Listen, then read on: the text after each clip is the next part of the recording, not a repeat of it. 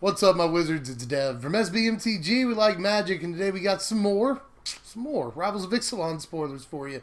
Wednesday spoilers included like 20 different cards, plus a couple that I missed last night that came out super late, so in the interest of time, we should probably go ahead and jump right into it here. Well, the first thing I missed last night was Profane Procession. This is 1 a white and a black for a legendary enchantment with 3 white and black, 5 mana, exile target creature. Then if there are 3 or more cards exiled with Profane Procession, you transform it. And it transforms into Tomb of the Dusk Rose. It's a legendary land that taps for any color, or you can pay 2, a white, a black, and a tap it to put a creature card exiled with this permanent onto the battlefield under your control. Not so super crazy limited bomb. It might just be dumb enough for standard, but you skip your 3rd turn and then you skip your 5th turn, and if you don't get it on curve, then it's not even a great top deck unless you have 8 mana available to you. So I'm just not really sure about this one. Over the course of a few turns, it can do a lot of work for you. Obviously, once you've got it out and you've got 5 untapped mana, then yeah, card does a lot. Every single turn gets rid of their best thing, that seems pretty good, especially considering exile is super desirable in standard right now, but I'm just not sure that it's not too slow. It might be. Up next is Sphinx's Decree. This is 1 and a white for a sorcery. Each opponent can't cast instant or sorcery spells during that player's next turn. This seems like a fun one for the old scepter, so there is that about it. Other than that, I just don't think, if this said, draw a card, then it would probably be somewhat playable. But other than that, I'm not really seeing it. It doesn't really do anything else for you. Could be a decent sideboard card against Storm in Modern, maybe. And by the way, I'm aware I should probably have more to say about this card. It definitely has the look of a card that should be important, right? And yeah, I'll say it again, it might be enough to be decent against Modern Storm. But again, it just doesn't generate any other value for you at all. And if it did in any way, then I would be a little bit more, a little bit less on the fence about it. Let's put it that way. But as it is, I'm not convinced yet, but can be. I can be convinced. I can come around on this one. I just, I haven't seen enough so far in the way of debate to make me think that this is going to be incredible. The last card from last night is Silent Gravestone. This is just a 1-mana artifact. Cards in graveyards can't be the target of spells or abilities. You can also pay 4 and tap it and exile Silent Gravestone and all cards from all graveyards and draw a card. So is this just better than Relic? Maybe? I don't know, it does different things, but it also does that last thing. It's very similar to me, at least. And I think in Standard, it's really worth playing. This doesn't hose Godfair's Gift, the card, the way I wanted it to at first, but it does hose the deck at large, I think at least, They can't use Refurbish, which is a big, huge deal, They can't eternalize or embalm stuff like Sacred Cat or Champion of Wits. It doesn't shut the deck down completely, but it does help an awful lot against it, especially just making them have to hard cast their Godfair's Gift and use it. They can't refurbish it. That's a big deal. So I think it does a lot against that deck, and it obviously does a lot against the Scarab God too. So big fan of this. I think we needed a piece like this in Standard. Yeah, we've already got Crook of Condemnation. We've got Sentinel Totem, Scavenger Ground. But it's good to get a piece like this that might actually play well beyond Standard. It's just 1 mana, and that last ability, although it does cost 4, still draws you a card. I mean, that's really cool too. And it's just, I like the card. I like the card a lot. This is exactly how much this effect should cost, and any deck should play it, or any deck can play it. It's just an amazing sideboard piece in multiple formats. So, yes, good job on this card. Great job. Now, to start the day off today, each tribe in Ixalan got its own, what they're calling a Forerunner. These are pretty neat. They're sort of an analog to another set of tribal cards in Lorwyn. So I like that. This is the second time we've seen a repeat cycle from Lorwyn. So I like it. Lorwyn's awesome. But anyway, here's Forerunner of the Coalition, the pirate one. It's 2 and a black for a 2/2 human pirate. When it enters the battlefield, you search your library for a pirate, reveal it, shuffle your library, and then you put the pirate on top of your library. You don't put it in your hand. And then whenever another pirate enters the battlefield under your control, each opponent loses 1 life. The white one is Forerunner of the Legion. This is 2 and a white for a 2/2 vampire knight. Same stats, same casting cost as the black one. When Forerunner of the Legion enters the battlefield, you may search your library for a vampire, reveal it, shuffle, put the card on top. Whenever another vampire enters the battlefield under your control, target creature gets +1/+1 until end of turn. As far as the green one, Forerunner of Heralds, this is 3 in a green, and it's a 3/2, so a different casting cost and power toughness. It's a Merfolk Scout, and you get to search your library for a Merfolk, reveal it, shuffle, put it on top. Whenever another Merfolk enters the battlefield under your control, then this card, Forerunner of Heralds, gets a +1/+1 counter. And finally, the red one, Forerunner of the Empire, the dinosaur one, is 4 mana, 3 and a red for a 1/3. You tutor for a dinosaur, shuffle, put it on top, and then whenever another dinosaur ETB is under your control, you can have Forerunner deal a damage to each creature. Now, it's really tough to rank all of these, to be honest. I kind of like all of them, but I really like the pirate one. I don't think it will end up seeing standard play, but hey, it could provide some reach, and it can go get really important pirates. Like, it can just go get a hostage taker for you to cast next turn. That seems like a pretty good sequence, to be honest, and, you know, they lose a life when you cast the taker. So that's not too terrible, and I like that all of these are whenever, you know, one enters the battlefield and not when you cast a creature of the chosen type. That could actually mean a great deal in certain tribal decks, like vampires. That's why I like the white one. Vampires has a lot of different ways to create tokens, or just more than one vampire at a time, and so something like this can be really, really good, you know? Not only will it have, all of these will have relevance the turn they come into play.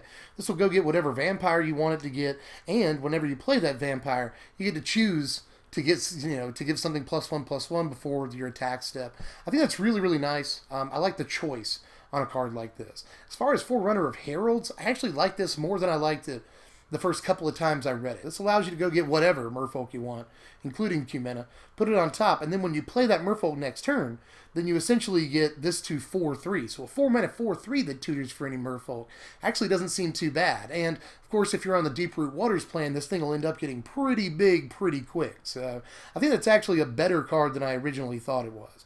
As far as the dinosaur one, I don't want to pay 4 mana for a 1/3 or anything, but I do like that this hits each creature, so you can sweep the board. If you just play 2 dinosaurs, you can sweep the board of small aggro creatures, and that's really cool. And this will also activate Enrage on your own dinosaurs. There's a lot of cool stuff about this card. I don't think it's worth 4 mana or anything. If any of them were worth actually trying out in a standard build, like a budget build, then probably the green, white, and black ones are my favorite, which of course leaves only the red one, but I just am not quite as impressed by it. Although I will say, I like the ability to wrath small boards and tokens boards and stuff. That could be relevant. Up next is Deep Root Elite right here. This is 2 mana, 1 and a green for a 1/1 Merfolk Warrior. Whenever another Merfolk enters the battlefield under your control, you put a +1/+1 counter on target Merfolk you control.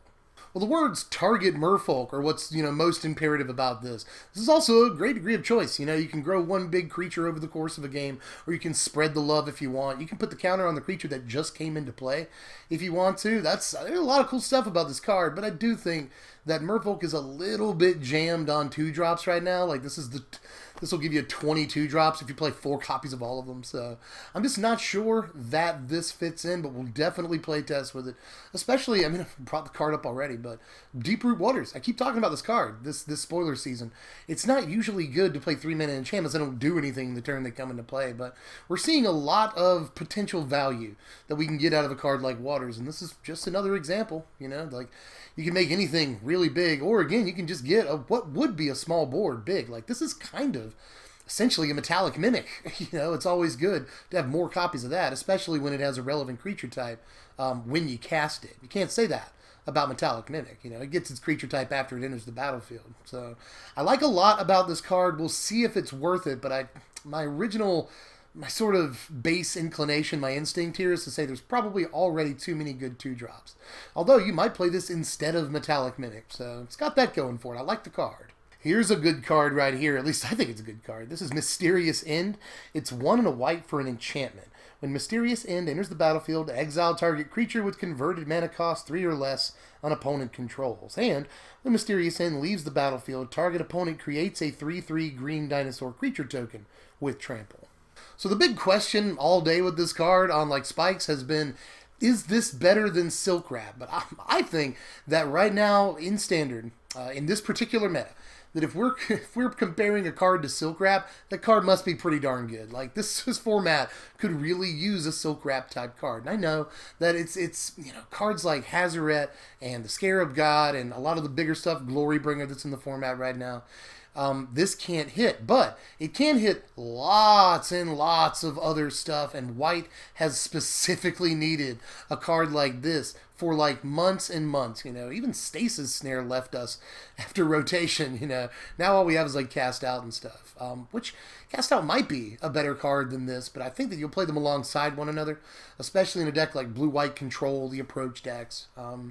I guess in those decks it could be argued that you'd rather have Ether Meltdown, but I'm not 100% sure. Again, I think that Silk Wrap is an awesome card to have right now. And yeah, they remove the enchantment, they get a 3/3 Dino, but what they don't get is their original creature back. So they don't repeat enter the battlefield triggers on, Whirler Virtuoso, Rogue Refiner, and Long Tusk Cub. This is especially great as a, on-curve clean answer to Long Tusk Cubs. I like an awful lot about this card. I'm not counted out. I think it's really good, splashable, low-cost, exile removal in Standard, and that's always welcome. I like the card a lot. Up next is Surge of Memories. This is 2 blue mana for a sorcery. Return target instant or sorcery from your graveyard to your hand and exile Surge of Memories. Now, a lot of people today are down on this card and comparing it to Snapcaster Mage for some reason. I don't know why you would compare it to Snapcaster Mage. Once you start comparing things to Snap, you're going to lose. It's one of the best cards ever printed. So this doesn't have to be as good as an amazing card like Snapcaster to be at least playable in Standard. I don't think it really goes any farther than Standard play, and maybe Commander play. I think EDH players might like something like this as, an extra copy of a card like Regrowth. But Regrowth, it's a decent card. So I like this. And in Standard specifically, especially as a guy who builds a lot of budget decks, there have been times where I have wanted precisely this card to exist in Standard. So I'm actually kind of excited, more so than a lot of folks that I've seen so far about this card.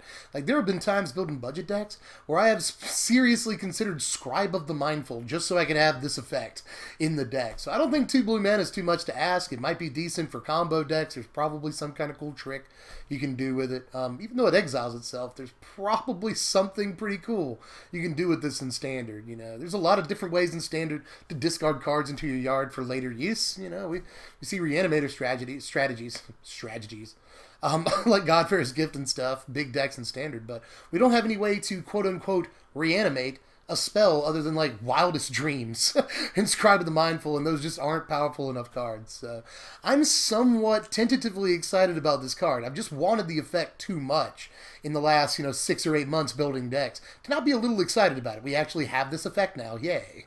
This next card is Warsail Marauder. I like this card a lot too. Note that there are 6 French words in the title of this card, but apparently that translates to 2 words in English. I don't get it. But anyway, it's 2 mana, 1 and a blue for a 2/1 flying human pirate. And whenever it attacks, target creature defending player controls loses all abilities and has a base power and toughness of 0/1 until end of turn. This is really good, right? I think. Like, this is probably officially the best 2 mana, 2/1 flyer. I think this is definitely way better than maybe not way better, but definitely better than Skyship Plunderer, at least. I just really like this ability. There just doesn't really seem to be much of a downside. I don't like the way it's definitely going to play against Whirler Virtuoso. I think that's the one thing, is that Whirler Virtuoso essentially shuts this card down. Just in response to them even targeting Virtuoso, they just make a Thopter and block. So I don't like that about it, but I will say that against nearly every other card in your deck in Standard, this looks pretty decent, and this can even like target Hazoret, make it a 0/1 with no abilities, and just shock it to death or whatever, just there's a lot you can do with this. And from what I have read so far, I wasn't sure about this at first, but apparently if you make Scarab God a 0/1, shoot him down with something, he won't come back. That's somewhat interesting. I like the card. I think that Blue-Black Flyers is already a deck that is really good. Like, Blue-Black Flyers is one of the better budget decks in the entire format. It's basically a Pirates plus favorable wins deck. It's really cheap. It's super effective. Flying is awesome in this format. So this is exactly what a deck like that wanted, and it might even be what a deck like Blue-Red Pirates wants. So I just think there's so many powerful things about this card. 2 mana, 2/1 Flyers are already good enough. Ability like that makes it look just freaking insane. So I'm really interested to get in the lab with this and see what it can do, because it looks awesome to me first glance. Up next is Cherished Hatchling. I really like this card. This is 1 and a green for a 2/1 dinosaur. When it dies, you may cast dinosaur spells this turn as though they had flash, and whenever you cast a dinosaur spell this turn, it gains, when this creature enters the battlefield, you may have it fight another target creature. I kind of think the flavor of this card is delicious. You know, if you kill the baby dinosaur, then the mama daddy dinosaur are going to come after you. Like, I think that's really, really cool. I don't think it sees standard play, right? I'm not adverse to the idea of another 2-drop in the dinosaurs deck. I think we might need more than the mana producing guys, no Tepic, Huntmaster, and all that. I think, I'm welcome to the idea of another 2-drop in dinos, but I'm just not sure this is exactly right, although the blowout potential is super high on this, and it keeps your opponent from swinging into it. I think that's something to mention, you know. If you get this even as a top deck later on in the game, then it's possible that your opponent won't want to swing in with it if you even have 1 or 2 other cards in your hand. So the blowout potential is super high, and obviously it can probably swing in if you have a lot of open mana. It can swing in relatively unchallenged, I would say. Like, why would they, if they can, you know, afford to not block it, why would they block it and just bring hell upon themselves? Because they never know. They never know if you've got like a Ripjaw or a Regisar just ready to come down with flash, fight something, and just be done. You know? So I really like the idea behind the card. I think it's really decent in draft. If you can draft up a deck with, you know, 8, 10 dinosaurs or more. I think it's really good in that specific situation, but I'm not sure that it's ready for standard. But altogether, I can't help but like the card. Up next, we got another transform land that I have to translate. That's harder than you think. This is Golden Guardian right here. It's 4 mana for an artifact creature. It's a 4/4 with Defender. You can pay 2 and have Golden Guardian fight another target creature you control. If the Golden Guardian dies, return it to the battlefield under your control, transform. It transforms into Gold Forge Garrison. It's a land. You can tap it to add 2 mana of any 1 color to your mana pool. That seems strong. Or you can pay 4 and tap it to create a colorless 4/4 artifact golem creature token. I kind of wish that I had more to say about this card. Like, I just took a pretty good time in between, you know, the break between takes there to, like, really think about what I wanted to say about this card one last time. And I just, again, all I can come up with is I wish I had more to say. Just, like, it seems really, really tough to actually get it to transform. You know, it takes another creature, and it takes a creature at least as big as it. If you don't want your other creature to die, then it has to have at least 5 toughness. And yeah, you could always, like, do a death touch creature if you wanted to, but then like the death touch creature would die. It sucks it has to fight something you control. It's just ugh. And yeah, when it does transform, I'll give it to you. It's a pretty good looking land, you know, tapping for 2 of any color, you know, multi lands, I guess, just lands that produce extra mana. Those are always really, really good historically. And lands that tap to produce creatures, especially 4/4s, seem really awesome too. So I just love the transformed half of this, the land part of it, but I just don't know if it's good enough. Maybe it is, because it can go in literally any deck, and it can block all day while you're trying to get set up, you know? So it's not like I hate the card, I just want to play with it and have other people play with it and report back. This definitely seems like a really, really difficult card to evaluate, because the transformed half is so good. But is it worth it? Is it worth it? And are you going to have to essentially build your entire deck around getting this to flip? Who knows, man. It's again, very, very difficult to evaluate at first glance. Here's Protean Raider right here. This is 3 mana, 1 a blue and a red for a 2/2 shapeshifter pirate with Raid. If you attacked with a creature this turn, you may have Protean Raider enter the battlefield as a copy of any creature on the battlefield. So this essentially is worthless unless you can activate the raid. But I don't think it'll be too hard to activate the raid, and that's where things get tricky. This is one of those cards, just like the last in a way, you know. But this is one of those cards. It's either bargain bin bulk rare or does something ridiculous like Felidar Guardian-y, you know what I mean? So we'll have to wait and see. I haven't seen anybody come up with any ridiculous interactions so far. Usually the interactions that I've seen people come up with aren't on curve. Like, everyone's like, oh, you copy Glorybringer with this. Yeah, it sounds awesome. I just think that there's probably better options. I don't think the card's ultimately going to be worth the slots. But again, if it ends up doing something super gonzo, bonkers boffo, then yeah, it's going to be everywhere. But I haven't seen anyone come up with any interactions like that yet. Up next is Polyraptor. This is 6, a green and a green for a 5/5 mythic dinosaur with Enrage. Whenever Polyraptor is dealt damage, create a token that's a copy of Polyraptor. Alright, so I feel relatively confident after these last 2 cards that were really hard to evaluate. I feel relatively confident saying this card's bad. 8 mana for a 5/5, and yeah, it can get out of control, maybe, possibly. I do think that if there's something that, like, whenever a creature enters the battlefield, deal a damage to target creature, then, you know, you just ping the Polyraptor that just came into play and it keeps creating copies of Polyraptor. You could do that, maybe. Anybody got a thing for that? I don't know. Pestilence? I don't know. So there are definitely fun things you can do in, like, EDH with this card, but I don't think it's going anywhere near constructed play. Now, here's Azor the Lawbringer right here. It's pretty awesome. Actually, from a story and flavor standpoint, Azor, the leader of Azorius Guild, is here on Ixalan for some reason. This is Azor the Lawbringer. He's 6 mana, 2 white, and 2 blue for a 6/6 legendary Sphinx with flying. When he enters the battlefield, each opponent can't cast instant or sorcery spells during that player's next turn. And whenever Azor attacks, you may pay X, a white, and 2 blue. If you do, you gain X life and draw X cards. You Sphinx's Revelation. You essentially get to Sphinx's Revelation whenever this attacks. That's pretty hype. Note that Sphinx's Decree, one of the first cards that we talked about today, is the second line of text, really first line of text on this card. That's a pretty cool thing, but I do like this card, and I think it's an awesome commander, great Azorius commander, all that. But the question, as always, is it good enough for standard play? I don't think it's good enough for modern play. If Godfarer's Gift is still a thing, this is yet another awesome card for Godfarer's Gift. We saw the Elder Dinosaur in white the other day that looks unbelievable in GPG. This looks pretty good too, and is a lot more hard castable than the Dinosaur is.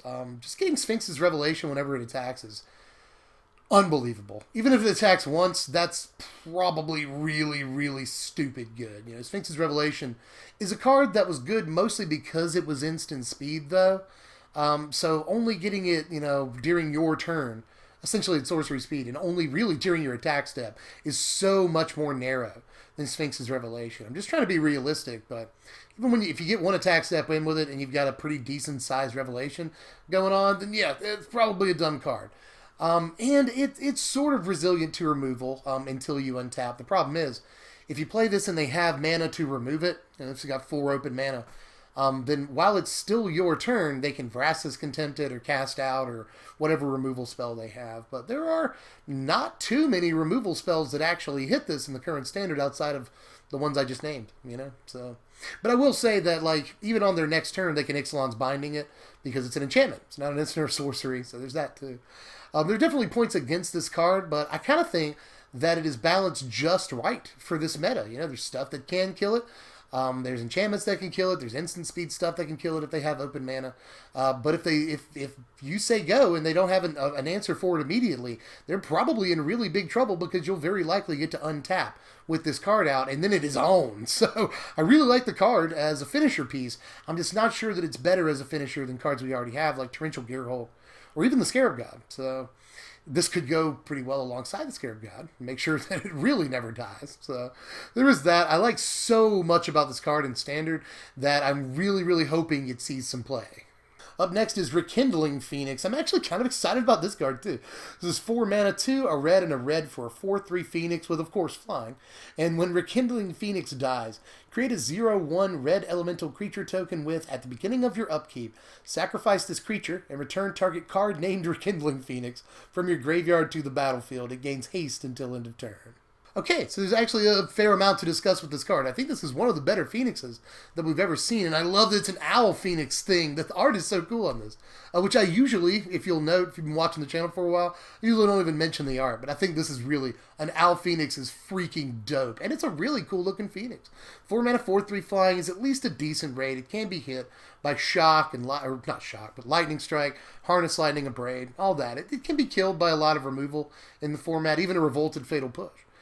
So there is that, but the thing is, they essentially have to have 2 removal spells to actually ever kill this thing off for good, and that's always very good. That is the mark of a good card, And you don't have to spend extra mana on it, ever. It just comes straight back into play as long as the token survives. Like, all of that is so good. All of that is so good. So, I like this card a lot. It's going to take at least 2 removal spells to kill, and that's going to be a lot to ask, especially once we get a little bit later on into a given game. They have to top deck removal against this. That means they essentially have to wait until they top deck 2 removal pieces, which is much harder than top decking just 1. This card is good. I'm pretty sure this card is just straight up good. Next up is Dusk Legion Zealot right here. This is 2 mana, 1 and a black for a 1/1 vampire soldier, and when it enters the battlefield, you draw a card and you lose a life. Remember the name, because DLZ is going to be a serious card. I don't know about Standard. I think that if the Vampires deck ends up being black-white, it'll probably try and fit this card. Because, you know, it's an Elvish Visionary. For all intents and purposes, an Elvish Visionary is always a pretty freaking good card. And some people are saying this could even see Modern play, and I don't doubt it. I mean, again, Elvish Visionary is freaking awesome. And by the way, this is a common, so it'll definitely see Pauper play too, you know? Pauper already plays Phyrexian Rager. This is essentially a 1 mana less Phyrexian Rager that also has 1 less power toughness. Very much worth playing, I would say. So this is literally a card that will likely see play in multiple formats. How awesome is that? You know, Vampire Tribal might want it in Standard. Pauper definitely wants this card. And there are even Modern players on Spikes that are like, yeah, maybe this may be playable. So just anything that draws you a card on a body for 2 mana is usually worth taking a look at. This is no different. This is probably going to be a relatively important creature moving on in a few different formats. Speaking of, by the way, this is Fanatical Firebrand. This is another card you could maybe say that about. This is just 1 red mana for a 1/1 Goblin Pirate with haste, and you can tap it and sack it to deal 1 damage to target creature or player. Alright, so this is reminiscent of Mog Fanatic, you know? It's another common that calls back to a previous card in Magic history, except that this is also Raging Goblin, you know? It's a 1/1 Goblin with haste for 1 red mana. It's strictly better. It's pretty awesome. I really like this card, and this is another thing that you'd be a little surprised by, but Modern players are even saying, like, huh, maybe. And Pauper players are definitely into this card, you know. Really gives Pauper Goblins a big boost. And could even see play in the red-based Pirate deck in Standard, whether it's red-black or red-blue. This definitely goes in as a great 1-drop, you know. Go ahead, get in damage super early, activate Raid super easily. I like this card an awful lot, you know. You essentially activate Raid on an empty board. You know, you start the turn with nothing.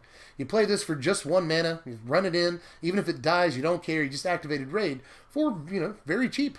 So it might be worth an extra mana to activate Raid on certain cards. So, you know, it goes alongside Bomat Courier, maybe in some decks. There's just a lot to like about this card. And it can shoot down like Thopter tokens. I mean, it goes on and on. It can kill a Glint Sleeve, Siphoner, you know, it's just, there's so many cool things about this card. And it can even just be sacked for extra, you know, reach damage against your opponent, you know. We already play like Sunscorched Desert, Ramanap Ruins and stuff. It has extra reach in that deck. You know, this is a 1-drop that can get in for 2, 3, 4 damage in the early to mid game. And then once it can't get through for damage anymore, it's still good for at least 1, you know, ping. There's a lot to like about this card, you guys. You know, it's not quite Mog Fanatic, but there's some people calling it better. I don't know about that, but I will say I am freaking in love with the card so far. I think it's got a lot of different stories to tell before it's all over in a bunch of different decks. Hey y'all, Edit and Dev busted in again. I told you I was going to be breaking in a lot this week. They just keep releasing cards while I'm editing, and they did that again tonight. They gave us 4 cards while I was in the middle of editing this video. So let me go ahead and tell you about those before we finish things up here. The first was Jungle Creeper. This is just 3 mana, 1 a black and a green for a 3/3 elemental, and you can pay 5 mana, 3 a green and a black, to return it from the graveyard to your hand. I think this is a really good card in limited, obviously, and it kind of synergizes with Explore. You know, you can choose to dump it in your graveyard when you explore with something, and you just get it back later. But as far as constructed play, I'm not really seeing it. I know there's a lot of Modern decks that like to just dump cards in their graveyard, but if this was, you know, 5 mana to return to the battlefield, it might be okay, but it would still be, you know, essentially a vanilla 3/3 even at that point. So I'm not seeing it even in constructed. Again, in standard. In standard, again, if we put it right onto the battlefield, that'd be one thing, but you know, it's a total of 8 mana to get this back from the graveyard and put it out. So for a vanilla 3/3, I just think it's a bit too much. But it's going to be really good and limited, don't get me wrong. Next card is Dire Fleet Neckbreaker. That's an awesome name. It's 4 mana, 2, a black, and a red for a 3/2 orc pirate. With attacking pirates you control, get +2/+0. Is it just me, or is this like a better 4-drop for pirates than Admiral Beckett Brass? I think so, actually. It has immediate impact on the board, and a really big one, a +2/+0. That's a really good anthem. So I actually think I like this. When it actually gets to swing, it swings with 5 power. On a 4-drop, I really like it. I think there's a good reason to top your curve off with this if you're going black-red pirates. It's a really aggressive-looking shell so far, and this might just be worth it. Again, immediate effect on the board is going to be very important with a card like this. I like it a lot, actually. And there's actually 2 more cards. And one I think is really interesting, and the other I think is just straight up good and super playable. So let's talk about the interesting one first. This is Tomb Robber. It's 3 mana, 2, and a black for a 1/1 human pirate with menace.